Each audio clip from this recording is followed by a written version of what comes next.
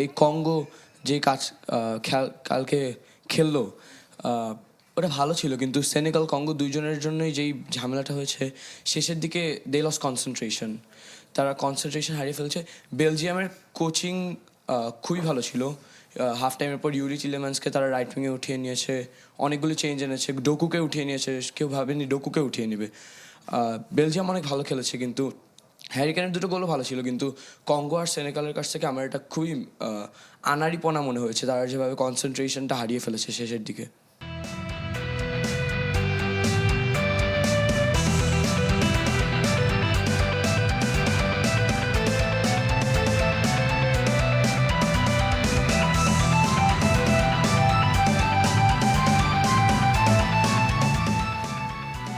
গতকাল বিশ্বকাপের নকআউট মঞ্চে যেন লেখা হয়েছে তিনটি ভিন্ন গল্প। ইংল্যান্ডকে কাঁপিয়ে দিয়েছিল ডিআর কঙ্গো, দীর্ঘ সময় পিছিয়ে থেকেও শেষ পর্যন্ত অধিনায়ক হ্যারি কেনের জোড়া গোলে ঘুরে দাঁড়িয়ে শেষ 16 নিশ্চিত করেছে থ্রি লায়ন্স। অন্যদিকে অবিশ্বাস্য আর নাটকীয়তায় ভরা এক ম্যাচ উপহার দিয়েছে বেলজিয়াম। সেনেগালকে হারিয়ে দেখিয়ে দিয়েছে ফুটবলে শেষ বাঁশি বাজার আগে কিছুই শেষ নয়। আর 10 জনের স্বাগতিক যুক্তরাষ্ট্র বসনিয়াকে হারিয়ে আত্মবিশ্বাসের সঙ্গে এগিয়ে গেছে পরের রাউন্ডে। তাহলে প্রশ্ন হলো, এই নাটকীয় জয়গুলো কি কেবল পরের রাউন্ডের টিকিট, নাকি বিশ্বকাপ জয়ের দাবিদারদের শক্তিশালী বার্তা? কারা সত্যির শিরোপার দাবিদার আর কারা ভাগ্যের জোরে টিকে আছে? এসব নিয়ে আজকের I guess presents ultimate world cup থাকবে গতকালের প্রতিটি ম্যাচের গভীর বিশ্লেষণ, ট্যাকটিক্যাল ব্রেকডাউন, সেরা মুহূর্ত, আলোচিত সিদ্ধান্ত এবং আজকের ম্যাচগুলোর প্রিভিউ। আপনাদের সাথে আছি আমি রেদওয়ান শুয়েব এবং আমি ইশরাত জাহান, এবং আমাদের অতিথিরাও আমাদের সাথে যুক্ত আছেন। আমাদের সাথে রয়েছেন অভিনয় শিল্পী, লেখক, আরও কি মানে বলবো আমি, রৌনক হাসান, এবং আমাদের ঠিক পাশেই ফ্যানজোন তো রয়েছেই। ফ্যানজোনে রয়েছেন ইসমাম পর্তুগালের পক্ষ থেকে, অরুণাভ জার্মানির পক্ষ থেকে, সোহাগ ব্রাজিলের পক্ষ থেকে এবং তাফিম আর্জেন্টিনার পক্ষ থেকে। শুরুতেই গল্পে চলে যেতে চাই। রৌনক ভাই, কালকের রাতে কোন ম্যাচগুলো দেখা হয়েছে এবং ভালো লেগেছে কোনটা? এনজয়মেন্ট পেয়েছেন কোনটা? দুটো খেলাই দেখেছি আমি, ইংল্যান্ড এবং কঙ্গো এবং সেনেগাল ও বেলজিয়ামের খেলা। দুটো খেলাই দুর্দান্ত ছিল, তবে আমার মন জয় করে নিয়েছিল কঙ্গো, এবং সেনেগালের খেলাও আমার ভীষণ ভালো লেগেছে, যে কারণে একটু মন খারাপ।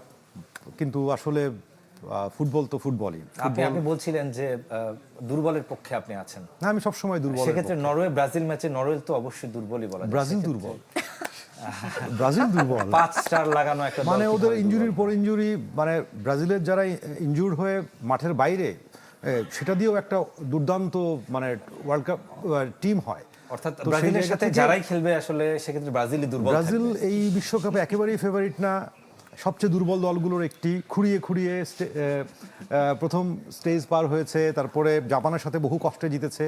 এখানে ব্রাজিল একেবারেই খুবই ক্ষুদ্র দল এবং খুবই দুর্বল এবং নিরীহ দল। খুঁড়িয়ে খুঁড়িয়ে যদি শিরোপা নিয়ে নেয় তখন কি বলবেন? তাহলে তো আমি খুবই খুশি। তখন কি শক্তিশালী দল বলবেন সেদিন? ডেফিনেটলি, তখন তো বলতে বাধ্যই হবে সবাই যে না, প্রত্যেককে হারিয়েই তো চ্যাম্পিয়ন হতে মানে হয়েছে। শিরোপা জয়ের পর আর হয়তো বা সম্ভবত উনি আর এই টিমকে সাপোর্ট করবেন না। আরেকটা বিষয় কিন্তু ধরিয়ে দিচ্ছেন যে আসলে তিনি নিজে বলতে চাচ্ছেন না, মাঠের খেলা দিয়ে তিনি বলাতে চাইছেন যে ব্রাজিল শক্তিশালী দল। আমি আসলে ছোটবেলা থেকেই ব্রাজিলের ভক্ত, হ্যাঁ, এবং আমি ডাইহার্ট ফ্যান। ব্রাজিল আমার কাছে মানে অন্যরকম, যোগবর্ণিত আমার মানে সুন্দর খেলা, তো আমি সেটার ভক্ত। নেইমারের আমি ভয়ঙ্কর ফ্যান। তো সেই জায়গা থেকে আমি তো মানে ব্রাজিল যত দুর্বলই হোক, আমি সবসময় ব্রাজিলই থাকবো। যত সবলই হোক তারপরও ব্রাজিল থাকবে। নিশ্চয়ই রৌনক ভাই আপনার সাথে অনেক কথা হবে, যারা আছেন তাদের সবার সাথে অবশ্যই কথা হবে। তবে তার আগে যেতে চাই, সাইফুল বারী টিটু ভাই আছেন আমাদের ফুটবল অ্যানালিস্ট এবং কোচ। গতকালকে একাধিক ম্যাচ হয়েছে এবং দুর্দান্ত কিছু ম্যাচ ছিল। ইংল্যান্ড কঙ্গো ম্যাচ দিয়ে যদি শুরু করি, কেমন দেখলেন এবং কেইন বড় মঞ্চের বড় ফুটবলার হিসেবে কতটুকু নিজেকে প্রমাণ করলেন? না, মেইনলি আমার মনে হচ্ছে এই ম্যাচটাতে game management was excellent from টুকল। ওইটাই খেলাটা ফেরত আসতে পেরেছে ওরা আর কি। স্পেশালি আমি বলবো যে সাবস্টিটিউশনগুলি, আপনি যখন ট্রেস করবেন একটা match, you are chasing the match, so ওই সময় আপনার কিছু পরিবর্তন না কিছু আনতে হবে, যেটা ও করেছে অ্যাকচুয়ালি। 2 রাইট ব্যাক, লেফট ব্যাকে উপরে নিয়ে রাইট ব্যাকে চেঞ্জ করে, ডেক্লান রাইসকে রাইট ব্যাকে রেখে চেঞ্জগুলো, এবং 2 উইঙ্গার চেঞ্জ, রাশফোর্ড এবং মধুকে চেঞ্জ করে আনলো, যে ওইটা জিনিসটা আমার মনে হয় যে বেশ, but you have to give credit to অবশ্যই অঙ্গ যেভাবে খেলেছে, ডিসিপ্লিন, 4-4-2 ব্লক তৈরি করা। আমরা ভেবেছিলাম 5-3-2 খেলবে, বাট 4-4-2-তে ওরা এক্সিলেন্ট করেছে সারা ম্যাচে, এবং ওদের কোচ এটা বলছিলেন যে আমাদের তো হারানোর কিছু নাই, will try to prove our self, যে এটা ওরা করে দেখিয়েছে। এবং আমি যদি সরাসরি খেলাটায় চলে যাই, আমার স্ক্রিনটা যদি এখানে আসে, ওকে, সো আমরা এখানে দেখবো যে ইংল্যান্ডের শুরুটা আসলে দেখেন 7th মিনিটে it was a very bad mistake from the right winger of England. So এখানে স্পেন্স আছে উইথ হিম, বাট ওই প্লেয়ারটা যে আসতেছে এখানে রাইট উইঙ্গার শুড ড্রপ, কারণ এখন ডাবল টিমিং না করলে এইসব ওয়ার্ল্ড কাপের ম্যাচে বিপদে পড়তে হয়। সো এখানে যেটা হচ্ছে যাওয়ার পর হি ইজ ফ্রি।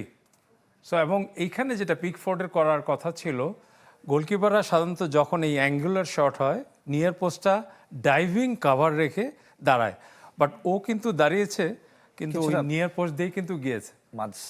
এটা ওর সেভ করা উচিত ছিল আমি মনে করি। এবং পিকফোর্ড যে মানের গোলকিপার, হ্যাঁ, তার উচিত ছিল এটা সেভ করা অবশ্যই।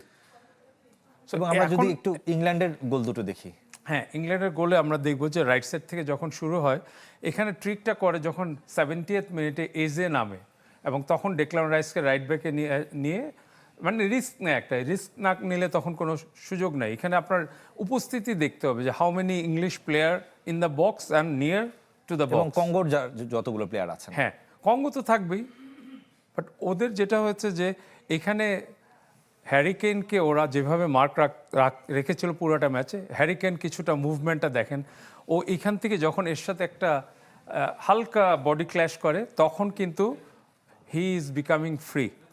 এবং এখানে যে পাসটা দেয়, হ্যারিকেনের মুভমেন্টটা দেখবেন, এবং এই হেডটা মানে আপনারা যদি ফার্স্ট হাফে দেখেন বেলিংহামের যে হেড দুটো, অনেকে বলবে গোলকিপার অনেক ভালো সেভ দিয়েছে, but it was not clinical finishing.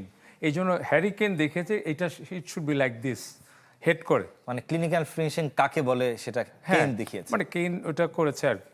So মানে 75th মিনিটে ওই গোলটাই খেলায় ফিরে এসছে ইংল্যান্ড, এবং তখন যেটা করছিল আসলে এইখানে হ্যারিকেনের মুভমেন্টটা দেখবেন যে সে কোথায় আছে, কোন জায়গাটায় থাকবে। তো এখানে যখন ভিতরে নিয়ে এসে, এবং এই পাসটা আমি বলবো একটা এক্সট্রাঅর্ডিনারি পাস, কারণ এখানে অল্প হলেও ভিশনে দেখেছে যে this defender is far way from hurricane, তো ওই জায়গাটাতে কিন্তু সে নিয়েছে। এবং এইখানে সে যেটা করেছে এটাকে বলে আমরা নো লুক ফিনিশিং, সে কিন্তু বারের দিকে তাকায় নাই, গোলকিপারকেও দেখে নাই। ক্রিকেটেও নো লুক ফিনিশিং একটা আছে, নো লুক শট ও আছে। যেটা করেছে জাস্ট এই জায়গাটা, এবং তার এক্সিলেন্ট মাপটা কিন্তু গোল পোস্টের না আগে থেকেই ছিল, তিনি সেটা মাথায় সো আগে থেকে এক্সিলেন্ট সেট গোল করে ফ্রম রেখেছিলেন। হিম। এবং এটাতেই ইংল্যান্ডে ফেরত আসা, প্লাস হচ্ছে এখানে কিছু ওয়ার্নিং সাইন্স আছে ফর টুকল, যে নেক্সট ম্যাচে আমরা কিভাবে মানে এই অবস্থায় কেন পড়তে হলো, এটা নিয়ে হয়তো অ্যানালিসিস করবে তারা। এক্স্যাক্টলি। পরের ম্যাচটা সেটা আরো বেশি উত্তেজনাপূর্ণ ছিল। আমি 85 আরেকটা মিনিট ভিডিওতে পর্যন্ত। যাব, হ্যাঁ আরেকটা ভিডিও ওই ম্যাচটায় যাই আমরা, যদি এটা একটু রাইট। আমরা কি যে ম্যাচের কথা বলছিলাম অর্থাৎ সেনেগাল বেলজিয়াম ম্যাচের নিয়ে আমরা আলোচনা নিশ্চয়ই করব। অবশ্যই অবশ্যই। সো এটা যদি আমরা সেনেগালের ইয়েটাতে যাই, একদম শুরুতেই গোলটার ব্যাপারে একটু বলা হচ্ছিল আর কি। সেনেগালের এই গোলটা আমি বলবো যে 3 জন প্লেয়ারের মাঝখান থেকে যে হেডটা হয়েছে, এখানে ডিফারেন্সটা তৈরি করে হচ্ছে run by this player. So এই প্লেয়ারটা যখন রান করে, এই প্লেয়ারটা ওকে ফলো করে যাওয়াতে এখানে একটা গ্যাপ তৈরি হয়, যেটার জন্য সে বলটা খুব ইজিলি ওইখানে ক্রস করতে পেরেছে। এই যে রানটা করলো চলে গেল। সো এখন দেখতে হবে যে একে কে দায়িত্ব নিয়েছে। সো 3 জন বেলজিয়ামের আমরা ডিফেন্ডার দেখছি, তো তার হেডটা ছিল এক্সেপশনাল, যে পিছন দিকে ব্যাক হেডার, বলটা কিন্তু ওর সামনে ওর বডি পজিশন হচ্ছে নিজের পোস্টের দিকে, বাট রিয়াকশন টাইম এই প্লেয়ারটা যা দেখিয়েছে এ যেতে পারেনি, যার জন্য এটা গোল। সো এটা আমরা আরো আগে তাড়াতাড়ি যাই, কারণ অনেকগুলি গোল এখানে, প্রায় 5টা গোল। জি, কিছু বিতর্কও আছে বোধহয় এটার মধ্যে। হ্যাঁ, একেবারে শেষ গোলটাতে নিয়ে অনেক বিতর্ক আছে। এবং সো এইখানের ইয়েটা বলবো যে বেলজিয়ামের ডিফেন্ডিং মানে line maintaining was not good, এবং আমি বলবো ইসমাইল সার ফিনিশিংটা ওয়াজ, এই যে ফার্স্ট টাচ চেস্টে নেওয়াটা এবং যে ফিনিশ করাটা এক্সিলেন্ট। এবং নাইজেরিয়ার বিপক্ষে মেসির একটা গোলের কথা আমার মনে হয়ে গিয়েছিল, রাইট, এরকম মনে একটা আছে গোল ছিল। আপনার ওটা? হ্যাঁ, ওটা 2018 বিশ্বকাপে। এখন বেলজিয়ামের ফিরে আসার সময় তো এখানে অনেক, এইখানেও আমি বলবো যে এবং গেম সেটা ম্যানেজমেন্ট, কিন্তু আপনি যদি সময়টা নিশ্চয়ই দেখতে পাচ্ছেন, আমি 86 বলবো মিনিটে। হ্যাঁ, গেম ম্যানেজমেন্টের ব্যাপার। কোচ অনেক চেষ্টা করে চেঞ্জ করে, এবং লুকাকুকে নামানো, অন্যান্য আরো 2-3টা চেঞ্জ করার পর কিন্তু কিছুটাই যে এটা ইট ওয়াজ অ্যাকচুয়ালি ডিফেন্ডারটা রিয়াক্ট করেছে অনেক লেটে। লুকাকু দারুণ ফিনিশ করেছে আমি বলবো, যেই আন্ডার প্রেশার, এবং 86 মিনিটে এটা। তারপর আমরা যদি 2 দেখি মিনিটের ব্যবধানে আরো একটা গোল। তো এইখানের এই গোলটা আমি বলবো যে মিস্টেক ফ্রম দ্য গোলকিপার। ওর ওইখানে বের হওয়ার কোনো দরকার ছিল না। এবং টেলেমান্স আমি বলবো Misjudged যে হয়েছে আমার মনে হয়। দ্য হেড ওয়াজ ওয়েল জাজ হেড, যেটার জন্য টসার্টের পাশে হয়েছে। তো এইখানে আমরা যেটা হচ্ছে মেইন কন্ট্রোভার্সিয়াল, এই গোলটি নিয়ে অনেক controversy এইটার হচ্ছে। থেকে গোল হয়ে গেলে কিন্তু আর এই পেনাল্টি নিয়ে কোনো মাথা ঘামানো হতো না, যে শটটাও মেরেছে বারে লেগে উপর দিয়ে চলে যায়। এবং এই টেলেমান্সের এই যেটা বলছিলাম যে তার যেই ফাউলটা অর্থাৎ ডি বক্সের ভেতর, এবং কামারার ফাউলটা, কামারা কিন্তু তো এইখানে আপনি দেখেন যে বলটা টাচ করার আগেই কামারা যেটা করেছে, পিছন থেকে ওর পায়ে কন্ট্যাক্ট করেছে। তো এটা হচ্ছে রেফারির লজ অনুযায়ী তারা যেটা দিয়েছে। We are not expert about referring, so ওরা জানে যে কোন অফেন্সটা এখানে হয়েছে। তো ওইটা হচ্ছে যে আমরা হয়তো সে রয় কিন বা অন্য কেউ বললো যে ইট ওয়াজ ভেরি মানে লুজ, তারা বা বলতেই পারেন। ইট ওয়াজ হার্শ ডিসিশন বা ওরকম কিছু, এটা তো আমরা বলতে পারি, এটা নিয়ে তর্ক বিতর্ক চলতে পারে। বাট অ্যাকচুয়ালি ভিএআর যেটা মনে করবে according to the lodge of the game, ওইটাই তো ফলো করবে। সো আমার মনে হয় যে বিতর্ক হয়েছে এটা আমরা না বলে জন্ম দিয়েছে, হতে পারে। Exactly. এবং কিছুটা দুর্ভাগ্যজনক কিনা সেনেগালের ক্ষেত্রে, অফকোর্স সেনেগালের যেটা হয়েছে, দে মিস দ্য চান্সেস। তারা 6 বিগ চান্সেস ক্রিয়েট করেছিল, তার মধ্যে 4টা মিস করেছে। Exactly. সো ওরা 2 গোলে এগিয়ে ছিল এবং 86 মিনিট পর্যন্ত। তো ওইটা উচিত ছিল তাদের গেমটা ফিনিশ করা। এবং 2 গোলে এগিয়ে থাকার পর আমি যেটা লক্ষ্য করলাম যে তারা কিন্তু একেবারে যে ডিফেন্সিভ মুডে চলে গেছে তাও না, তারা না। কিন্তু অ্যাটাক করেই গেছে। হ্যাঁ, সেটা ঠিক আছে, বাট অ্যাটাক করে যাওয়ার মধ্যেও আপনার you have to have security. এই যে এখানে আমরা দেখছি যে যেটার জন্য অ্যাকচুয়ালি রিভিউটা দিয়েছে পসিবল পেনাল্টি, এই যে বলের আগে পা লেগে গেছে। এইখানে বলটা কিন্তু সেও পায়নি, ও টেলেমান্সও পায়নি, বাট কন্ট্যাক্ট ইজ দেয়ার, এটার জন্য দিয়েছে আমার ধারণা। বাই লজ এটা হ্যাঁ, penalty হয়, আপনি ওরা বলছেন। এটা তো ওরা রেফারি স্পেশালিস্ট। তো এখানে যেটাই হয়েছে যে পেনাল্টিটা দিয়ে দেয়, এবং পেনাল্টি থেকে টিলেম্যান্স কোনো আসলে ভুল করেননি। টিটু ভাই, আপনার কাছে আবারও ফিরবো নিশ্চয়ই। আজকে বেশ কয়েকটি গুরুত্বপূর্ণ ম্যাচ রয়েছে, সেই ম্যাচগুলো নিয়ে আলোচনা হবে। ইসরাতের কাছে যেতে চাই। ইসরাত, কিছুটা যেটা রণক ভাই বলছিলেন যে এই আফ্রিকার দলগুলো যেভাবে তারা রাউন্ড অফ 32-তে এসেছিল, 10 দলের মধ্যে 9টি দল তারা কোয়ালিফাই করেছিল, কিন্তু রাউন্ড অফ 16-এ এসে সেই দলগুলো একেবারেই কমে গেছে কিনা। মরক্কো বাদে, অবশ্য মিশরেরও খেলা রয়েছে, বাকি দলগুলো কিন্তু। আরেকটা বিষয়কে খেয়াল করেছেন, রৌনক ভাই বলছিলেন যে আসলে দুর্বল দল, কোনোভাবে কি মনে হয়েছিল তারা দুর্বল, বা পুরোটা ম্যাচ তো তারা ডোমিনেট করে গেছেন, এবং একদমই একটা না। সময় আমরা ভাবছিলাম যে তারাই হয়তো বা জিতে নেবে, শেষ মুহূর্তে আসলে গেম চেঞ্জ এটা আমি হলো। একটু ক্লিয়ার করি বিষয়টা। দুর্বল বলতে আমি বুঝিয়েছি হচ্ছে যে পরিসংখ্যানে না, দুর্বল। পরিসংখ্যান না, নামে। মানে বড় দল মানে বেলজিয়াম অনেক ভারী famous, দল। বা ইংল্যান্ড নামে ভারী। অনেক নামে, হ্যারি কেন, তারপরে ডি ব্রুইনা বা লুকাকু বা এরকম প্লেয়ারগুলো আছে, কিন্তু সেনেগালে মান ছাড়া ইসমাইলা সারে আছে। হ্যাঁ হ্যাঁ। তো কঙ্গো, ওই মানে কঙ্গোর টিমটা এত সুন্দর ফুটবল খেললো, তেমন কোনো ফুটবলারকে হ্যাঁ, আমরা আমি তো হয়তো নাম বললাম যে বলতে আমার পারবো মন না। জয় করে নিয়েছে। তো এবং ইতিহাসও সাদিও কিন্তু মানের তেমনটা বলে না যে আমরা আসলে তাদেরকে নিয়ে স্বপ্ন দেখবো, ইতিহাসও তো তেমন সেটাই, কথা মানে বলছে সেই না। জায়গা থেকে আমি বলেছি যে আমি দুর্বলের পক্ষে, তো সেটা ওই অর্থে বলা। না, এমনি রৌনক ভাই, মানে আমি সেটাই জানতে চাচ্ছি যে কোনোভাবে কি মনে হয়েছে যে তারা আসলে দুর্বল দল? মানে যখন আমরা খেলা দেখছিলাম মনে হচ্ছিল ইংল্যান্ড কষ্ট করে আসলে এবং খেলছিল, কিংবা কঙ্গোর মানে যেটা হয়, মানে এই ধরনের দলের সাথে খেলতে গেলে অন্যান্য দলের যেটা মাইন্ডসেট, মানে যেটা দেখি আমরা যে একটা কোনো রকম একটা গোল দেওয়ার পর এরপরে ডিফেন্স করা শুরু করে। হ্যাঁ, যে না আমরা আর আক্রমণে যাব না বা ইয়েতে যাব না, রিস্কে যাব না, আমরা এই গোলটাকেই ডিফেন্ড করি। সেই খেলাটা কিন্তু কঙ্গো খেলেনি, সেনেগালও খেলেনি, Exactly. যে না আমরা একটা গোল দিয়েছি এরপর এখন ঠেকাই। হ্যাঁ, তো সেই খেলাটা খেলেনি, এখানেই হচ্ছে পার্থক্যটা, এবং তাদের সাহসের ব্যাপারটা, কনফিডেন্সের জায়গাটা, এটি আসলে আমাদের মানে শুধু আমার কেন, আমার কাছে মনে হয় প্রত্যেকেরই মন জয় করে নিয়েছে কঙ্গো এবং সেনেগাল। যে একটু যেতে চাই আমাদের ফ্যান জোনে, একজনের পরনে দেখছি অরুণাভ, 3 স্টার জার্মানি জার্সি, ইতিমধ্যেই 4 স্টার লেগে গেছে, যদিও জার্মানি এই আসর থেকে আসলে তাদের বিদায় নিতে হয়েছে। তারপরও আপনি জার্মানির জার্সি পরে এসেছেন।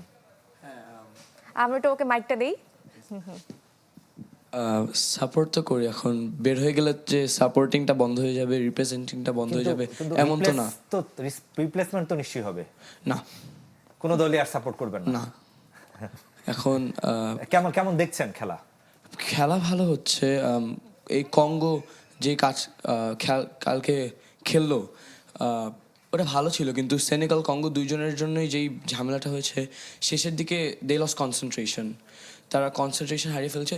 বেলজিয়ামের কোচিং খুবই ভালো ছিল। হাফ টাইমের পর ইউরি চিলেম্যান্সকে তারা রাইট উইংয়ে উঠিয়ে নিয়েছে, অনেকগুলো চেঞ্জ এনেছে, ডোকুকে উঠিয়ে নিয়েছে, কেউ ভাবেনি ডোকুকে উঠিয়ে নেবে। বেলজিয়াম অনেক ভালো খেলেছে, কিন্তু হ্যারি কেনের দুটো গোলও ভালো ছিল, কিন্তু কঙ্গো আর সেনেগালের কাছ থেকে আমার এটা খুবই আনাড়িপনা মনে হয়েছে, তারা যেভাবে কনসেন্ট্রেশনটা হারিয়ে ফেলেছে শেষের দিকে।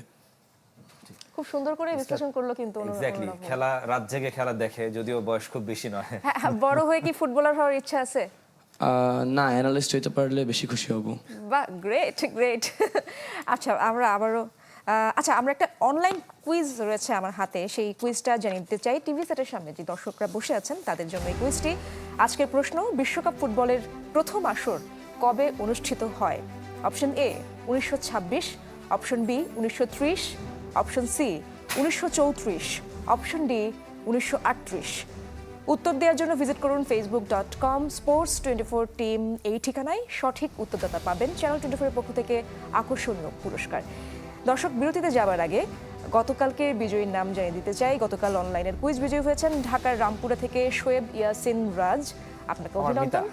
চ্যানেল 24 এর পক্ষ থেকে আপনি পেয়ে যাচ্ছেন আকর্ষণীয় পুরস্কার। ছোট্ট একটা বিরতির সময় হয়ে গেল আমাদের I guess United presents ultimate world কাপে কিছুক্ষণের মধ্যে।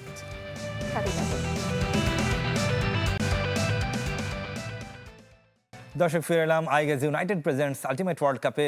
আমাদের যথারীতি বেশ কয়েকটা ম্যাচের অ্যানালিসিস করা দরকার, যেহেতু বেশ কয়েকটা ম্যাচ রয়েছে, আসলে একাধিক ম্যাচ রয়েছে রাতে। এবং প্রথম ম্যাচটা অস্ট্রিয়া এবং স্পেনের মধ্যকার যে ম্যাচটা রাত 1টায় শুরু হবে, সেই ম্যাচের গেম প্ল্যানটা একটু জানতে চাই টিটু ভাই, কেমন হতে পারে, একাদশটা কেমন হতে পারে দু দলের? অ্যানালিসিস খুব দরকার, কেন ম্যাচটা এমনি আমরা দেখতে পারি না? অবশ্যই দেখতে তো পারবোই, তাদের গেম প্ল্যানটা কেমন হতে পারে। অ্যানালিসিস বা অ্যানালিস্টের চোখে দেখতে হলে কিন্তু বল দেখা যাবে না, you cannot watch the ball. So ওই জিনিসটা খুব ডিফিকাল্ট, কিন্তু আগে শিখতে হবে এটা। যে এই জন্যই আপনার কাছ থেকে আগে অ্যানালাইসিসটা জেনে নিব, যখন খেলবো তখন শুধু বল। আমি এখন ওই যে গেগেন প্রেসিং এটি অনেক কিছু আছে, এগুলি মাথায় আর করতে পারি না। আমি চাচ্ছি যে খেলাটা সাধারণ দর্শকের মতো উপভোগ করা যায়, তারপরে আমরা দেখি, দেখাতে যেহেতু হয়। সো খেলাটা কি হবে অ্যাকচুয়ালি, হাই প্রেস কতটুকু করবে অস্ট্রিয়া? রাগনিক যেটা করেছিল গেগেন প্রেসিংটা হয়তো করে নাই, যেমন আর্জেন্টিনার সাথে তারা ওইভাবে পারেনি বা করতে পারেনি আর্জেন্টিনার দ্রুতগতির পাসিংয়ের কারণে। বাট এখানে হচ্ছে যে স্পেনকে কিছুটা প্রেস করা যায়, কারণ হচ্ছে তারা ছোট ছোট পাসে খেলবে। বাট স্পেনের জন্য ওইটা আবার খুব আমার মনে হয় যে বেনিফিশিয়াল, যে ওরা বল লুজ করলে যেহেতু ক্লোজ প্রক্সিমিটিতে থাকে, ওরা আবার উইন করতে পারে খুব সহজে। তো এই ম্যাচটা খুব ইন্টারেস্টিং ম্যাচ হবে। যদিও আপনি বলছিলেন বোধহয় পর্তুগালের কথা, ওই ম্যাচটা নিয়ে বেশি কৌতূহল, বাট এই ম্যাচটা কিন্তু খুব কেউ মিস করা ঠিক হবে না আমার দৃষ্টিতে। যেহেতু খেলা রয়েছে, দেখে ঘুমানো যেতে পারে। এইখানে যদি আমরা কিছু দেখি, কিছু ডুয়েলস আমরা যদি দেখি, ইয়ামাল এবং এমওয়েন ওদের যে লেফট ব্যাক খেলবে, মেইনলি হচ্ছে যে teenager who has decided knockout, Rodri, সেইওয়াল্ড, এবং আমি বলবো যে ওয়েটজাবল ভার্সেস আলাবা। তো এই জিনিসগুলি আমরা এটার মধ্যে দেখতে পারি। বাট সবচেয়ে বড় কথা হচ্ছে যে স্পেনের কুকুরেয়া এবং Llorente overlapping full backs. So Austria as soon as they win the ball, they will try to go ওই হোয়াইট পজিশনে ফুল ব্যাকের পিছনের জায়গাগুলি হার্ট করার চেষ্টা করবে। তো আমরা জানি যে অস্ট্রেলিয়াতে যখন ওরা মানে বিল্ড আপ করে স্পেন, তখন এই গেগেন প্রেসিং যেটা আপনি বলছিলেন, ওই জিনিসটা ওরা করবে। এখন স্পেনের সাথে কতটুকু সফল হবে এটা ডিসাইড করবে অনেক কিছু। স্পেন সাধারণত দে নেভার চেঞ্জ, যে আমরা এইভাবেই খেলবো। আমার মনে আছে যে একবার বার্সেলোনা টিম দুইটা সুযোগ পেয়েছে তেভেজ জুভেন্টাসের সাথে 2015-এর ইউরো মানে UEFA champions league final, but ওই 10 মিনিটে 2টা গোল করার সুযোগ, কিন্তু তারপরেও তারা বিল্ড আপ করছে। তার মানে এটা থেকে তারা বেরোবে না। সেই দর্শন, ফুটবল দর্শন থেকে তারা আসলে সো এখানে মেইনলি মিডফিল্ডে যে পেড্রি এবং রড্রি যে রোটেশন করে, অনেকটা এটা ভার্টিক্যাল সামনের দিকে বেশি যায়, এবং ল্যাপোর্টে এবং কুবার্সি এখানে অনেক উপরে চলে আসে। তো আজকে কতটুক যাবে এটা হচ্ছে দেখার ব্যাপার। বাট এই ম্যাচের আমি মনে করি যে অস্ট্রিয়ার অনেক কিছু পাওয়ার আছে। এখন এই ম্যাচটা কিন্তু আমি মনে করি যে স্পেন এখনো তারা নাম্বার 1 ধরা হচ্ছিল, আমরা ধরছিলাম যে ওরা ফাইনাল খেলবে, সেই অনুযায়ী তারা খেলতে পারে হ্যাঁ, না, এখনো অন্ততপক্ষে সেটেলড গ্রুপ না। পর্বে। আমার মনে হয় এই ম্যাচটা can be the turning point, যে Spain to play in the final এই ম্যাচটা থেকে শুরু হতে পারে। এবং এই ম্যাচে যারা জিতবে তারা খেলবে পরবর্তীতে, অর্থাৎ যেই ম্যাচে পর্তুগাল এবং ক্রোয়েশিয়া মুখোমুখি হবে তাদের জয়ী দলের সাথে। Right.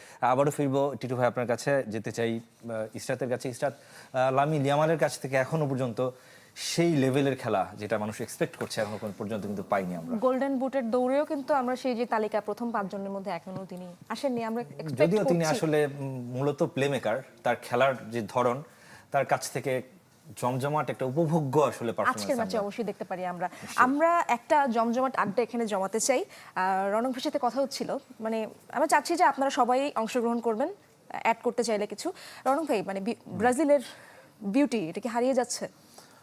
প্রথমত হচ্ছে যে অনেকদিন ধরেই তো সেই তর্ক বিতর্ক চলছে যে যোগবনিত বা সাম্বা এটি কি হারিয়ে যাচ্ছে কিনা। তো এখন আধুনিক যে ফুটবল যেখানে এসে দাঁড়িয়েছে, এত হাই ইন্টেন্সিটি, হাই প্রেসিং সব জায়গা থেকে, যতই মানে কার্লো আনচেলত্তি মাস্টার মাইন্ড, সে টিমে এসছে, তার কাছে জয়টাই গুরুত্বপূর্ণ ভালো খেলার চেয়ে, কিন্তু আমার কাছে মনে হয় যে ব্রাজিলের যোগবনিত বা সাম্বা কখনো হারাবে না। কারণ যতই ওরা ফরমেশনে আসুক বা ট্যাকটিক্সে চেঞ্জে আসুক, যাই করুক না কেন, টু সাম এক্সটেন্ট নেইমারের ওই ম্যাজিক, ভিনির ওই ম্যাজিক লাগবেই, এটা এক্স ফ্যাক্টর লাগবেই। মানে এই ওয়ার্ল্ড কাপে অসংখ্য দেশকে কয়টা 48টা দেশ খেলেছে। তো মানে নাম না বললে প্লেয়ারের অর্ধেক দলেরই খেলা একই রকম মনে হয় কেন আসলে। হ্যাঁ, তো বিশেষত্ব কোথায়? স্পেন, ব্রাজিল ছাড়া বা হল্যান্ডও অনেকটা ছাড়া আলাদা করার সুযোগ খুব বেশি। আর্জেন্টিনাকেও আপনি আলাদা করা যায় না। আর্জেন্টিনাও এখন সেই কেউ add করতে চান? মেসি ছাড়া আসলে আমার কাছে ফরম্যাটের দলই মনে হয় মেসি ছাড়া। তো এই জায়গাগুলো আসলে থাকবেই, মানে ব্রাজিল থেকে একের পর এক এরকম প্লেয়ার তৈরি হবে, আদারওয়াইজ ব্রাজিল আসলে হারিয়ে যাবে। আর্জেন্টিনার একজন সমর্থক আছেন, আপনারও তাই মনে হয় কিনা যে হ্যাঁ, আসলে এটা আলাদা শুনতে করা চাই, যায় না, এটা শুনতে অন্যান্য চাই। দলগুলোর মতোই অনেকটা এভারেজ বা ব্রাজিলের বিউটি নিয়ে কথা হচ্ছিল, যেটা কি হারিয়ে যাচ্ছে কিনা? শুধু আমার কাছে মনে হয় যে শুধু ব্রাজিলের বিউটি না, ফুটবলই তার চানটা হারাইতেছে আসলে। কারণ মানে রওনক হাসান স্যাররা যেই রকম ফুটবল দেখে আসছে, ওনারা 2002-এর তারপরে এর আগের যেসব ফুটবলারদের দেখে আসছে, ওই ফুটবলারদের মতো ফুটবলার এখন দেখা যায় না। এখন আপনি একটা রবার্তো কার্লোস দেখবেন না যে স্পিন করে গোল দিবে, এত আর্টিস্টিক প্লেয়ার দেখবেন না আপনি রিভালদো দেখবেন না, আপনি রোনালদো নাজারিও দেখবেন না। তো এখন দেখা যায় হল্যান্ডের মতো। হ্যাঁ, ফুটবল এখন স্পিডি হয়ে গেছে, এখন অনেক ট্যাকটিক হয়ে গেছে। এই আমার মনে হয় এই ফুটবলের এই চানটা নষ্ট হয়ে গেছে হলো রিয়াল মাদ্রিদের হাত ধরে। কারণ হচ্ছে if you see the Barca fan, আমি বলতেছি একটা জোট তো আছেই, বার্সেলোনা, ট্যাকটিক্যাল জিনিসটা আমি বলতেছি, স্পেন, আর্জেন্টিনা, ট্যাকটিক্যাল জিনিসটা বলতেছি পর্তুগাল, ব্রাজিল। মানে আমার কাছে কেন মনে হয়, মাই এক্সপ্লেনেশন আমি বলতেছি। রিয়াল মাদ্রিদের হাত ধরে কেন ফুটবলের চানটা নষ্ট হয়েছে? রিয়াল মাদ্রিদের কিন্তু সবচেয়ে বেশি অর্জন। How? If you see the Barcelona team, prime Barcelona team, they are more artistic, তাদের কাছে কিন্তু আরো চান ছিল। বাট রিয়াল মাদ্রিদের কাছে ট্রফি বেশি। How? They had money, they had tactical power. তারপর রিয়াল মাদ্রিদের একেবারে গ্যালাকটিকো যেই দলটাকে বলা এই যে হতো, পাশের সেই জন দলটা হাসছেন, আমি তো বার্সেলোনার শুনতে কাছে চাই। হেরেছে 2004 রিয়াল মাদ্রিদ হচ্ছে এই যে ম্যান টু ম্যান, মাইকটা একটু আপনার কাছে আছে না? হ্যাঁ, ম্যান টু ম্যান, মানে এইদিকে দৌড়াবে, এইদিকে দৌড়াবে, হলো এদের যে ছকবদ্ধ একটা হ্যাঁ, এদের একেবারে ছকবদ্ধ যেই জিনিসটা আধুনিক ফুটবলে যে রূপান্তর করার যে প্রয়াস, এটা রিয়াল মাদ্রিদই হচ্ছে হলো জি বিশ্বে জি প্রথম জি নিয়ে বুঝতে নিয়ে বুঝতে আসছে। পেরেছি বুঝতে পেরেছি আমরা তো আরেকজনকে সুযোগ দিতে চাই। আপনি একমত কিনা? না, আমি টোটালি একমত না। আধুনিক ফুটবল বেসিক্যালি রিয়াল মাদ্রিদ আনছে, অ্যান্ড এখন football is changing, so physicality, speed এগুলো অ্যাকচুয়ালি ম্যাটার করে। অ্যান্ড আমরা যদি আমাদের এতগুলো ট্রফিজ জিতছি, আমরা এগুলো ইনভেন্ট করছি দেখে আমরা পাইছি। ইটস নট অ্যাবাউট মানি যে এভাবে পেয়েছে। আর বার্সেলোনা যদি কথা বলি, বার্সেলোনা ওদের টিমটাই বানায় যে রিয়াল মাদ্রিদের কীভাবে কাউন্টার করা যায়। সো আমাদের যখন কারভাহাল ছিল, কারভাহাল অনেক ওল্ড হয়ে গেছেন, অ্যান্ড ওনার এগেনস্টে আনছে কে অনেক স্পিডি একটা রাইট ব্যাক। সো এটাই I think it's all about আমাদের rivalry টা তো আসলে ব্রাজিলের থাকবেই। সমর্থক আরেকটা কিন্তু একজন জিনিস আছে আছে যাকে কিন্তু। আমরা এখনো সুযোগ দেইনি, একটু কথা শুনতে আচ্ছা চাই। বলো তুমি। ব্রাজিল টিমটার বিউটি কি হারিয়ে যাচ্ছে, পাশাপাশি ফুটবলের সৌন্দর্য কি হারিয়ে যাচ্ছে? ওয়েল, আমি ফুটবল যখন থেকে দেখা শুরু করছি, আমি তখন ক্লাস 4 এ আর একটু পড়তাম। কাছে নিতে হবে। ক্রোয়েশিয়ার ব্রাজিল ম্যাচের মাধ্যমে আমার ফুটবল দেখার শুরু আর কি। তখন থেকে ব্রাজিল ওই ম্যাচটা হেরে গিয়েছিল, তখন আসলেই খুব খারাপ লেগেছিল। আপনি কি গতবারের সেমিফাইনালের কথা, কোয়ার্টার ফাইনালের কথা বলছেন? 2018 8-এর 18 2018 সালে কথা 18 বলছেন। হ্যাঁ এরপর থেকে আমি ব্রাজিল সাপোর্ট করি, ব্রাজিলের খেলা দেখি নিয়মিত। ব্রাজিলের চাইতে ভালো ফুটবল আসলে আমি দেখি না এখন পর্যন্ত। আমি বুঝতে পেরেছি আমার আগের পুরুষ অথবা তারও আগের পুরুষ, তারা হয়তো ব্রাজিল সাপোর্ট করতেন বলে আমি আশা করব। তবে জি জি জি বুঝতে পেরেছি। আমরা এটা আমাদের রনক ভাই মনে হয় কিছু একটা বলতে আমি চাচ্ছেন। একটা বলি যে হ্যাঁ, ও যেটা বলছিল যে খানিকটা সত্য, পুরোটা না হলেও, সেটা কিরকম, পিএসজিতে মেসি ছিল, নেইমার ছিল, এমবাপে ছিল, শিরোপা কিন্তু চ্যাম্পিয়ন্স লিগ জিততে উইন পারেনি। করতে পারে নাই।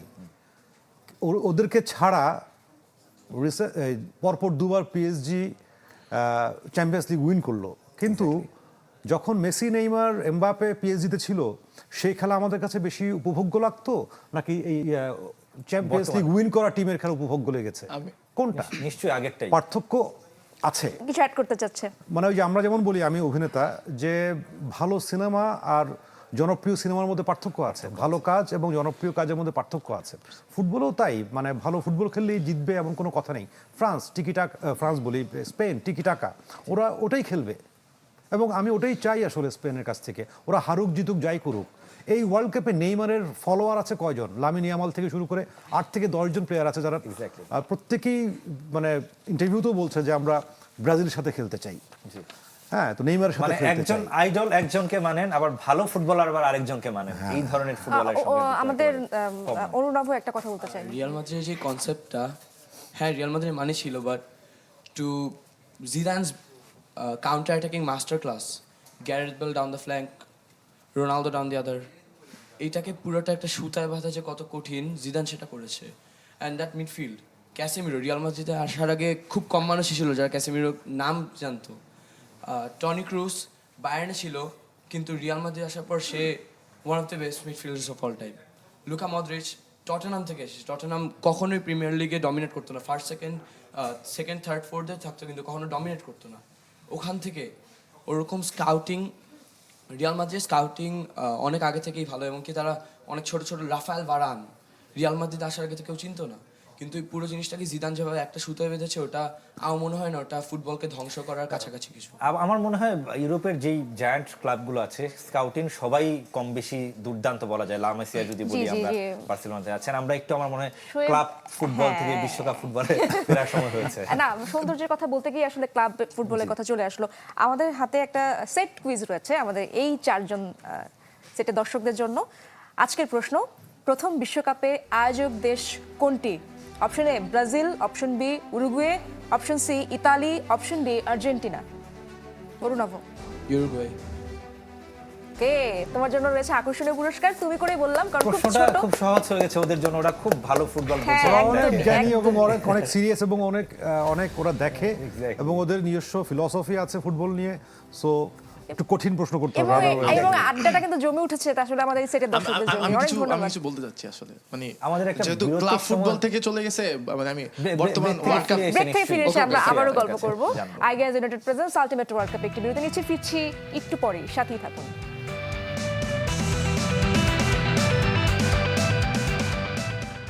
এলাম I guess United presidents ultimate world কাপে আমরা সরাসরি চলে যেতে চাই মায়ামিতে। সেখানে কেপ ভার্দের অনুশীলনে আছেন আমাদের সহকর্মী রেজওয়ানুজ্জামান। পেছনে দেখছিলাম যে কেপ ভার্দের টিম অনুশীলন করছে এবং আর্জেন্টিনার অনুশীলন করার কথা কিছুক্ষণের পর।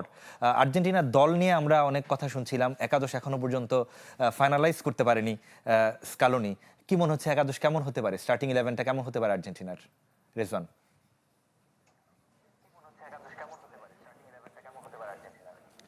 ধন্যবাদ আপনাকে রেদওয়ান শোয়েব। আর্জেন্টিনা দল নিয়ে কথা বলবো, তার আগে একটু কেপ ভার্দের অনুশীলনটা নিয়ে কথা এবং দেখানোর চেষ্টা করতে চাই যে কেপ ভার্দে দল এই মুহূর্তে কিন্তু ইন্টার মায়ামির যে পুরনো স্টেডিয়াম চেজ স্টেডিয়াম সেখানে কিন্তু অনুশীলন করছে। সকাল 11টা বাজে এই মুহূর্তে এখানকার সময় এবং সন্ধ্যা 6টায় কিন্তু আর্জেন্টিনা দল অনুশীলন করবে এই স্টেডিয়ামের আরেক পাশে। আমরা প্র্যাকটিস সেন্টারে আমরা যদি একটু দেখানোর চেষ্টা করি, এই যে কেপ ভার্দে দলকে আপনি দেখছেন এবং তারা কিন্তু একসাথে অনুশীলন করছেন এবং তাদের সবচেয়ে আলোচিত তারকা যে গোলরক্ষক ভজিনিও তিনি কিন্তু ওই পাশটায় রয়েছেন এবং গোলরক্ষকদের যে ট্রেনিং সেখানে কিন্তু ট্রেনিং করছেন। আর এই পাশটায় রয়েছেন পুরো দল।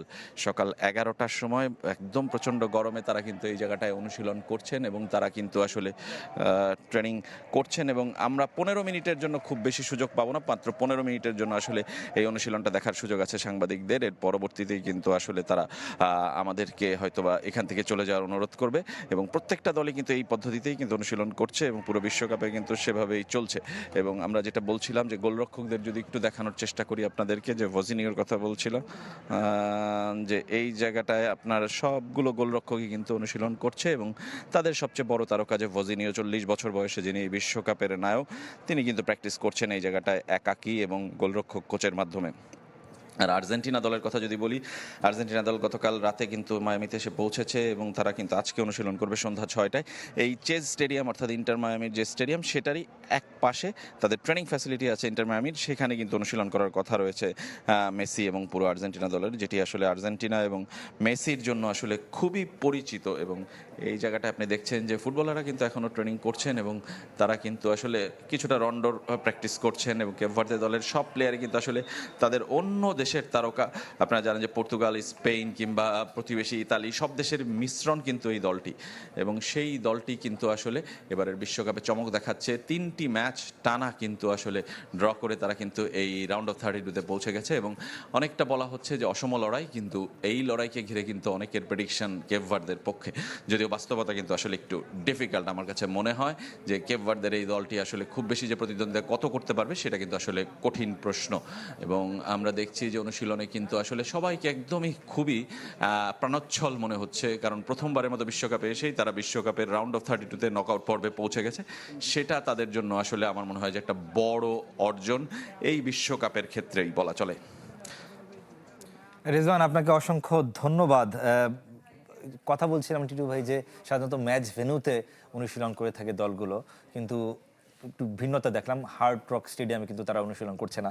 সেটা নিশ্চয়ই, সেটা কেন নিশ্চয়ই তারাই ভালো বলতে পারবে। তবে আমরা একটু ক্রোয়েশিয়া এবং পর্তুগাল ম্যাচ নিয়ে আলোচনা করতে চাই। সেই ম্যাচটা আমি যেটা বলছিলাম যে হাই ভোল্টেজ ম্যাচ, বিকেল ভোর 5টায় শুরু হবে এই ম্যাচটা। হাই ভোল্টেজ, হাই ভোল্টেজই তো মনে হয়, কারণ এখানে লেজেন্ডারি ফুটবলাররা রয়েছে। এখানে আমরা একটা রোনালদো, লুকা মডরিচের একটা ক্রোয়েশিয়ার প্লেয়ারগুলির দেখবো, এগুলির নাম আমরা কতদিন ধরে এদের নাম বলছি, পেরিসিচ, ভ্লাসিচ, ভ্লাদিমির, কোভাসিচ, মডরিচ, কোভাসিচ, স্ট্রানিসিচ, মানে সব, লিভাকোভিচ গোলকিপার, অন্তত 3 থেকে 4টি আসর ধরে আমার কাছে মনে হয়। ইটস মানে ক্রেডিট টু দেম যে ওরা এখনো দেশের হয়ে খেলছে। সো মেইনলি ম্যাচটা আমরা দেখবো যে ফেলিক্স স্ট্রানিসিচের সাথে কি করে, Fernandes and Vitinha. Actually Vitinha will be the key. আমি মনে করি যে ওখানে বলছিলেন রৌনক ভাই যে পিএসজির চ্যাম্পিয়ন্স লিগ জেতা নিয়ে, সো হি ওয়াজ দ্য কি ম্যান অ্যাকচুয়ালি। এবং আমার কাছে মনে হয় নেভেসকেও, হ্যাঁ, সো নেভেস এখানে থাকবে। আর রোনালদো কি করে সেটা এখানে দেখা যাবে যে ভার্ডিয়াল তাকে মার্ক করার চেষ্টা করবে। ভার্ডিয়াল হয়তো লেফট সাইডে থাকবে কিংবা মাঝখানে, লেফট সাইডই শুরু করছে এর মধ্যে। সো কানসেলো এবং পেরিসিচের মধ্যে যে ব্যাটেলটা হবে এটাও খুব ইম্পর্ট্যান্ট হবে। তবে আমি মনে করি যে পর্তুগালের বেস্ট কম্বিনেশনটা এই ম্যাচে হতে পারে টিম কেমিস্ট্রি নিয়ে আমরা যেটা বলি। যেমন এই নকআউট ম্যাচে গিয়ে যে একটা সেট হওয়া টিমের, যেমন ওরা কিন্তু ভালো করেছে লাস্ট ম্যাচ পর্তুগাল, একটু দুর্বল প্রতিপক্ষ উজবেকিস্তানের সাথে, তারপর কলম্বিয়ার সাথে আবার তখন ধরা খেয়ে গেছে। রাইট। সো ধরা খাওয়াটা বলবো না, মানে এটা হচ্ছে যে কম্পিটিটিভ ম্যাচ, ওইভাবে বললে ভালো হয়। তো আমার মনে হয় যে এই ম্যাচটা তারা দেখবে look forward to this match এবং এখান থেকে কী পেলে এবং সামনের দিকে যাওয়ার জন্য কি করা এটা নিশ্চয়ই তারা প্রস্তুতি নিয়েছে। তবে এই ধরনের ম্যাচে কিন্তু একটা কনফিডেন্স আসে, এই ম্যাচে আমি যদি ক্রোয়েশিয়াকে হারাতে পারি তাহলে আমার যে কনফিডেন্সটা আসবে সেটা নিশ্চয়ই উজবেকিস্তানকে হারানোর পর আসেনি। সো আমি বলবো যে এই জায়গায় দুইটা টিমেরই অনেক কিছু আছে, কিন্তু আপনি কিন্তু আগের ম্যাচে কোনো প্রেডিকশন জানতে চান নাই। দুটো প্রেডিকশনই বলে দিন। ও আচ্ছা, তিনটির ইভেন রাতের বেলা ভোরেও আরেকটা ম্যাচ হয়েছে সুইজারল্যান্ড এবং খুব ক্লোজ ম্যাচ হবে। আগেরটা ধরেন স্পেনের 2-1 হতে পারে, এখানে পর্তুগালকে 2-1 বলছি, দেখা যাক কি হয়।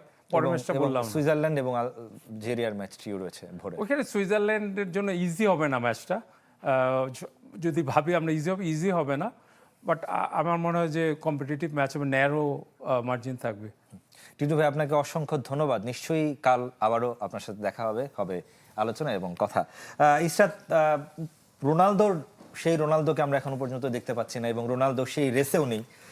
যদি বলি গোল্ডেন বুট বলেন কিংবা বল বলেন, কোনো রেসেই এখনো পর্যন্ত রোনালদো নেই। আপনার কাছে কি মনে হচ্ছে এই বিগ ম্যাচে তিনি ফিটছেন কিনা? ম্যাচে কিছু একটা অবশ্যই রোনালদো দেখাবেন। একটু জানিয়ে দিতে চাই, শোকবার্তাও জানিয়ে দিতে চাই, ফিলিস্তিনের জাতীয় দলের ফুটবলার এবং গোলরক্ষক সেলিম আল আশকার গাজায় আজ ইসরায়েলি বাহিনীর হাতে নিহত হয়েছেন। আমরা এই অনুষ্ঠানের মাধ্যমে সেই শোকবার্তাটি জানিয়ে দিতে চাই। এবং এটা আসলে খুবই সবার, আমার কাছে মনে হয় পুরো ফুটবল বিশ্বের জন্যই খুবই কষ্টের, এবং এই জায়গাগুলোতে ফিফা বলুন কিংবা যে মোরাল ফুটবল যারা আছে তারা কিন্তু সবসময় আমরা নিশ্চুপ থাকতে দেখি এই বিষয়গুলোতে। এবং রনক ভাইয়ের কাছে আরেকটা বিষয়ে এটার সাথে অ্যাড করতে চাই যে ফুটবল তো আসলে একটা গল্পও বলে। আপনি গল্প নিয়ে কাজ করেন, প্রতিটা ম্যাচ দেখার সময় অবশ্যই সেই গল্পগুলো আপনার চোখে পড়ে। এবারের বিশ্বকাপে কোন কোন গল্প আপনাকে হৃদয় ছুঁয়ে দিয়েছে? এই যে আমরা আলাপ করছিলাম তো যে হল্যান্ডের এই উচ্চারণ করতেই কষ্ট হচ্ছে, গ্যাপকো, তার সন্তান মারা গেছে, সেটা রেখে সে খেলতে এসেছিল, কিন্তু সেই ম্যাচেই নেদারল্যান্ড বিদায় হয়ে যায়। তার গোলও ছিল, দেশম ফ্রান্সের কোচ দেশমের মা মারা গেছেন, সেটাকে ফেলে সে খেলায় আছেন।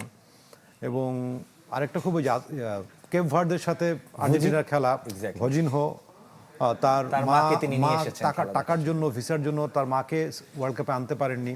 এখানে ফিফা একটা দুর্দান্ত কাজ করেছে, পরে এটা জেনে ফিফা তার মাকে আনার ব্যবস্থা করেছেন। এবং আমি আমার ছেলের সঙ্গে গল্প করছিলাম যে ও বিভিন্ন প্লেয়ার সম্পর্কে জানতে চায় যখন, তো আমি ওকে বলার চেষ্টা করছিলাম যে ওদের জীবন, বিশেষ করে আফ্রিকান এবং ব্রাজিলিয়ান প্লেয়ার যারা একদম স্ট্রিট লেভেল থেকে উঠে আসে, হ্যাঁ, আজকে আমরা হয়তো দেখছি ও লিভারপুলে খেলছে, ও আর্সেনালে খেলছে, ও এখানে খেলছে, সেখানে খেলছে, ন্যাশনাল টিমে খেলছে, কিন্তু প্রত্যেক অধিকাংশ ফুটবলারের লাইফ কিন্তু খুব আরামের না। ছোটোবেলাতে তাদের জীবনটা কিন্তু খুব আরামের ছিল না, একদমই ভীষণ কষ্টের মধ্য থেকে, প্রতিকূল পরিবেশের মধ্য থেকে তারা উঠে আসে। এক একটা প্লেয়ারের জীবন এক একটা যুদ্ধ। ইরানের বিদায়টা, ইরানের প্লেয়াররা যেভাবে, এটা তো খুবই ইনজাস্টিস হয়েছে কিনা ইরানের? ইনজাস্টিস আসলে আমার কাছে মনে হয় যে ওরা মেক্সিকো থেকে এসে খেলেছে, আবার চলে যেতে হয়েছে, এটা তো অবশ্যই এক ধরনের বাধা। এবং এই বাধা পেরিয়ে তারা যে অপরাজেয়, না হেরে চলে গেছে, এটাও কিন্তু ওদের একটা সিগনেচার যে না, আমরা কিন্তু একটা ম্যাচও হারিনি। হ্যাঁ, ওরা ওদের জায়গাটা কিন্তু দেখিয়ে দিয়ে গেছে। কেপ ভার্দে কোনো ম্যাচ না হেরেই, যদিও জিততে পারেনি, সেম সিচুয়েশন কিন্তু ইরানের ছিল, কিন্তু ইরান বাদ করে গেছে, কেপ ভার্দে কিন্তু আমরা একদম শেষের দিকে আমরা একটু ফ্যান জোনে আবারও যেতে চাই, অরুণাভর কাছে যেতে চাই। অরুণাভ বলছিল একটু আগে যে কয়েকটা প্লেয়ারের গল্পের কথা, জীবনের গল্প, ছোট্ট করে যদি একটু বলো। অনেকগুলো গল্পই আছে এই ওয়ার্ল্ড কাপে, প্রত্যেক ওয়ার্ল্ড কাপেই থাকে, কিন্তু এই ওয়ার্ল্ড কাপে আমাকে সবচেয়ে হিট করেছে ইয়ান দিওমান্দে, লাইপজিগ। ও হচ্ছে পিএসজির সাথে এই বছর সাইন করছে। ও আইভরি কোস্টের রাইট উইঙ্গার। ওর একটা চিঠি, ও যখন কোচ দেয় আইভরি কোস্টে খুব ছোটোবেলায়, তখন ও আর ওর পরিবার আরও অনেকে মিলে 25 জন একটা বাসায় থাকতো। আর ওর সবচেয়ে পছন্দ ছিল ওর বোন মারা গেছে, খুব অল্প বয়সেই মারা গেছে। দিওমান্দেকে যখন আশেপাশে সবাই বলেছিল যে আফ্রিকার কোনো একটা লোকাল জব নিয়ে নিতে আইভরি কোস্টে, তখন ওর বোন ওকে প্রেশারাইজ করেছিল যে ফুটবলার হতে হবে, কারণ এটা তোমার ড্রিম তোমাকে অ্যাচিভ করতে হবে। এমনকি ওর বোন ওকে, এমবাপ্পে যখন খেলতো তখন এমবাপ্পে যখন ডেবিউ হয়েছে তখন তখনও প্রফেশনাল ফুটবলার হয়নি। দিওমান্দের বয়স এখন 19, এমবাপ্পে 28, প্রায় 9 বছর গ্যাপ। অরুণাভ, অনেক গল্পই আসলে আছে, আমাদের সময় স্বল্পতার কারণে খুব সুন্দর একটি গল্প আমরা করছিলাম শোয়েব, গল্প। এবং আরো অসংখ্য গল্প নিশ্চয়ই জন্ম হবে আরো, যেহেতু পড়ে আছে বিশ্বকাপের বাকিটা। সবাইকে অনেক অনেক ধন্যবাদ জানিয়ে দিতে চাই এবং আবারও কথা হবে অবশ্যই। রৌনক ভাই আবারও এই শোতে আসবেন এবং অনেক গল্প আছে আপনার কাছে, এবং সবাইকে ধন্যবাদ। আজকের এই অনুষ্ঠান খুবই জমজমাট হলো, কেমন মনে হলো শোয়েব? আমার কাছে তো খুবই ভালো লেগেছে, যেটা বললাম যে আসলে ফুটবল এক একটা ম্যাচ মানে অনেকগুলো গল্পের সমষ্টি, কিন্তু একটা ম্যাচ হয়। প্রতিদিন এই গল্প নিয়ে আমরা হাজির হব। I guys United presence ultimate world cup থেকে এখনকার মতো বিদায় নিচ্ছি, আবারও একই সময় ফিরবো।